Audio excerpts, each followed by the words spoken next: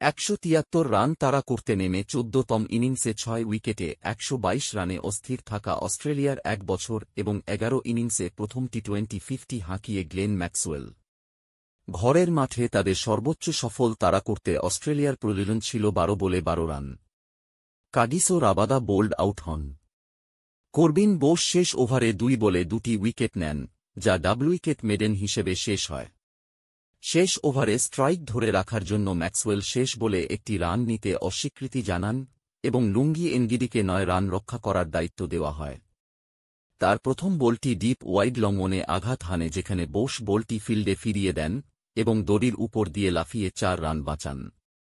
এরপর Maxwell deep কভারে লুয়ান্ড্রে প্রিটোরিয়াসকে ৪ রানে পরাজিত করেন এবং ৪ রান বাকি থাকতে সিঙ্গেলের আরেকটি সুযোগ প্রত্যাখ্যান করেন।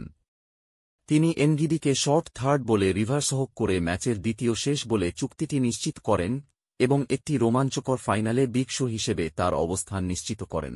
অস্ট্রেলিয়া তাদের শেষ ৭টি দ্বিপাক্ষিক টি-20 সিরিজে এখন অপরাজিত। এর মধ্যে এটি ছিল সেই সময়ের প্রথম টি-20 সিরিজ যা সিদ্ধান্তহীনতায় পর্যবসিত হয়েছিল এবং তারা চাপের মুখে তাদের দক্ষতা দেখিয়েছিল।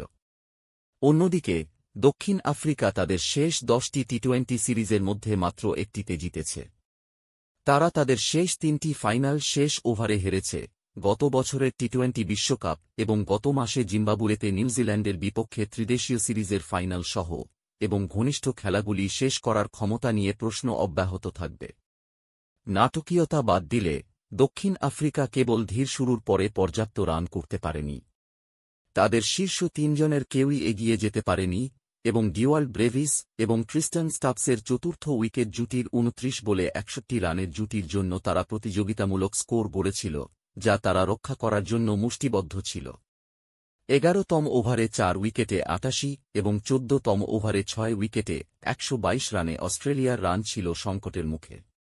কিন্তু ম্যাক্সওয়েল উইকেটের শক্তিশালী স্কোয়ার ছিলেন, নিজের স্নায়ুশক্তি ধরে রেখে ১৭২.২২ রানে ৩৬ বলে অপরাজিত ৬২ রান করে অস্ট্রেলিয়াকে জয়